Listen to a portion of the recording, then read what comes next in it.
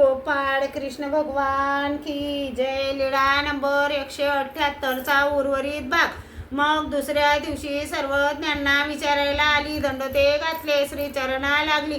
मग सर्वज्ञांना विनंती केली, जी वाराणसीला जावेच लागणार, कारण गावचे सर्व लोक हसतील अन म्हणतील, शिदा आटा सर्व महात्म्यांना खाऊ घातला, म्हणून मला जावेच लागेल. जी यावर सर्वज्ञांनी दीक्षित कन्येचा दृष्टांत सांगितला.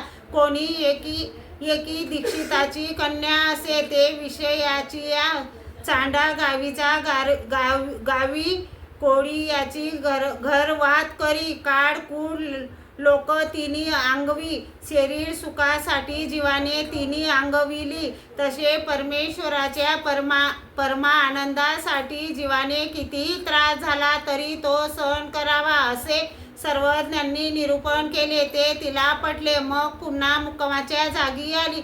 दादोसांन पुढे सांगितले. पुन्हा दादोसांनी मोडा घातला. मागाहून महादायसा पुन्हा सर्वज्ञान पुढे सांगायला गेली. जी मी वाराणसीला जाईनच.